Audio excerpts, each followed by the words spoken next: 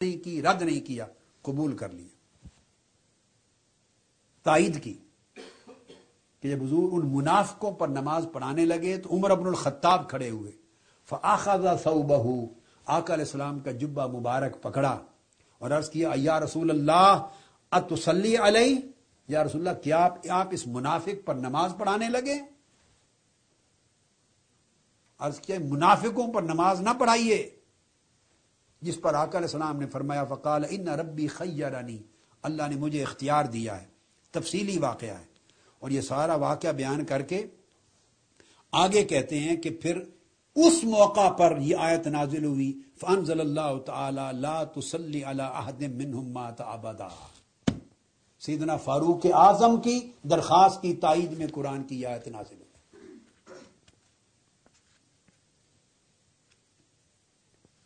اور پھر آگے کہتے ہیں اقول، میں کہتا ہوں کہ اسی معنی کی تائید میں روایات اخرى ہے، رواہا اصحاب الجوامع و روات الحدیث، آگے مختلف صحابہ تابعین کے نام لکھتے ہیں کہ اور تفصیلات بھی آئی۔ پھر حضرت عبداللہ ابن عباس سے روایت دوبارہ پھر لاتے ہیں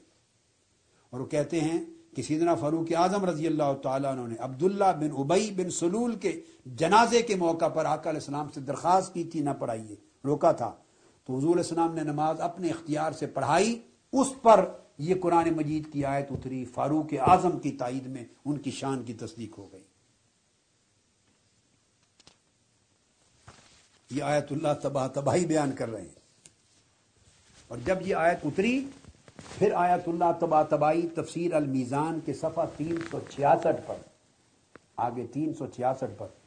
پھر آگے پورا واقعہ بیان کرتے ہیں کہ جب یہ آیت کریمہ اتری، چونکہ منع سیدنا عمر فاروق رضی اللہ تعالیٰ عنہ نے کیا تھا، درخواست کی تھی، جب آیت اتری تو آقا علیہ السلام نے فاروق اعظم کی طرف صحابی ایک بھیجا، گھر سے بلوا بھیجا۔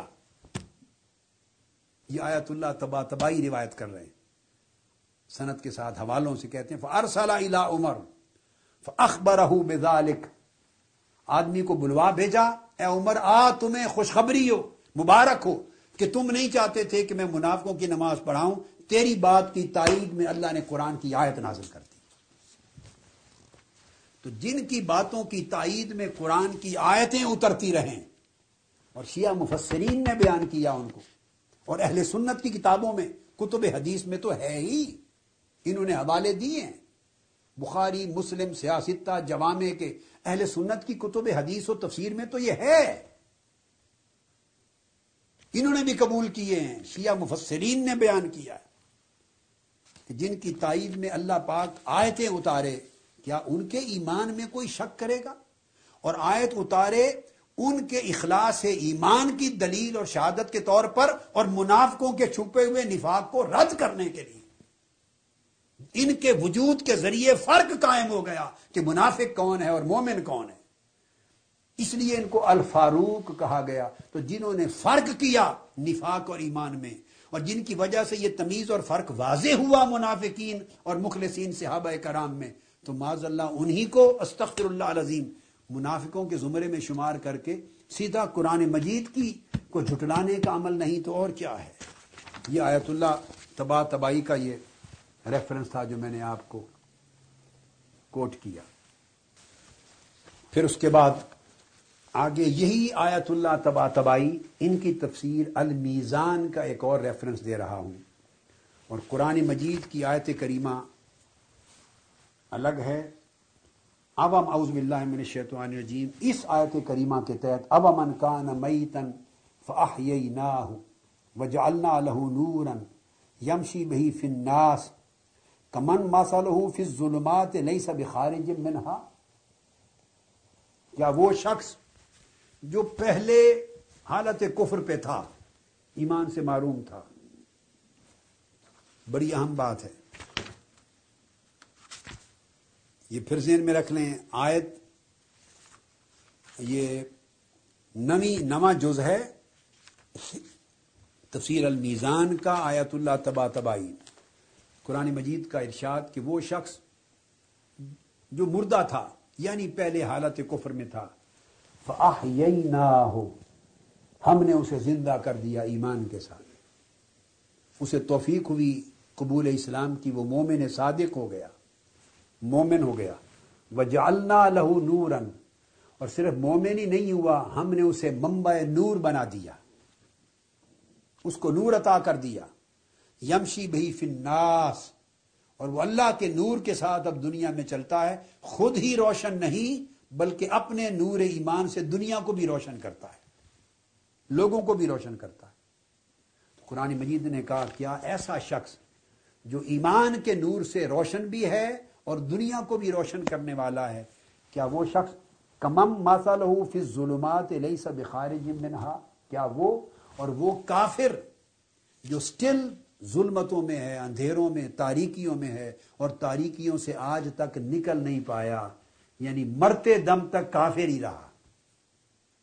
کیا وہ مومن جو نور بانٹتا ہے ایمان کا دنیا میں اور وہ کافر جو کفر کی تاریکی سے نکل ہی نہیں پایا، کیا یہ دونوں برابر ہو سکتے ہیں؟ یہ آیت نمبر 122 تھی۔ اب سورہ انعام کی آیت نمبر 122، اس آیت کی تفسیر میں بیان کرتے ہیں آیت اللہ تبائی، وہ کہتے ہیں کہ 3 قول ہیں، صفحہ نمبر 348 صفحہ ہے المیزان تفسیر کا، بیان کرتے ہیں ایک قول ہے ان الآیت نازلت فی عمار ابن یاسر، کہ یہ جو کہا کہ وہ جو ایمان کے نور سے خود بھی روشن ہے دنیا کو بھی روشن کرتا ہے، کیا وہ اور کافر برابر ہو سکتے ہیں؟ انہوں نے کہا ایک قول ہے کہ یہ حضرت عمار ابن یاسر کے بارے میں نازل ہوئی،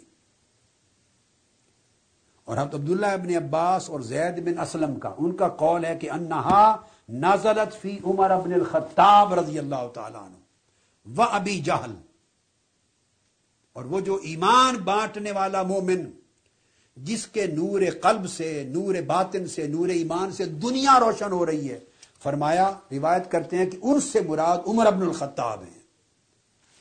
اور یہ جو فرمایا کمن مثلہ فی الظلمات لیس بخارج منہا، وہ کافر جو تاریکیوں میں ڈوبا ہوا ہے اور تاریکی سے نکل نہیں پایا، اس سے مراد ابو جہل ہے۔ اور یہ روایت بیان کر کے اس کو رد نہیں کرتے، میں اس کو بطور خاص اس لیے کوٹ کرتا ہوں کہ بعض اوقات ایسا ہوتا ہے کہ روایت کوٹ کر دی، مفسر کو اختلاف ہے، وہ اس کو رد کر دیتا ہے، طعن کرتا ہے، جرح کرتا ہے، اس کو موضوعات اور اباطیل میں ڈکلیئر کر دیتا ہے، رد کر دیتا ہے، پھر وہ دلیل نہیں رہتی۔ یہ جملہ اس لیے بولتا ہوں کہ انہوں نے کوٹ کیے قول اور اس کے بعد اس کو رد نہیں کیا، قبول کیا، یہ مفسرین کا طریقہ ہے کہ عمر فاروق کی شان میں نازل ہوئی، وہ مومن نور ایمان بانٹنے والے، ابو جہل کافر تاریکیوں میں رہنے والا۔ اور پھر وہ بیان کرتے ہیں کہ اقول، میں کہتا ہوں، آیت اللہ تبائی، کہ یہی قول عدۃ من الرواہ ایضا عدۃ من المفسرین، کثیر تعداد میں مفسرین نے اس کو روایت کیا ہے، ان جمع من التابعین، تابعین کی بہت بڑی جماعت سے، کثیر تعداد تابعین سے جمع کیا ہے، اور صرف اہل سنت کے جو مفسرین جنہوں نے روایت کیا ہے صرف وہی نہیں، بلکہ کہتے ہیں کہ ابی جعفر المدائنی انہوں نے بھی روایت کیا ہے، والفضل انہوں نے بھی روایت کیا ہے، اور پھر اس کے بعد والحسن انہوں نے بھی روایت کیا ہے۔ یہ سب صحابہ تابعین کے نام لے رہے ہیں، اور یہ وہ ہیں جو وہ تابعین کے نام لے رہے ہیں جن کی روایتوں کو شیعہ کتب قبول کرتے ہیں اپنی اسانید اور طرق میں، اور فضل نے بھی روایت کی اور حسن نے بھی، عبداللہ بن مسعود، سب نے حضور علیہ الصلوۃ والسلام سے روایت کیا ہے۔ سیدنا فاروق اعظم کا ایمان بانٹنے والا مومن ہونا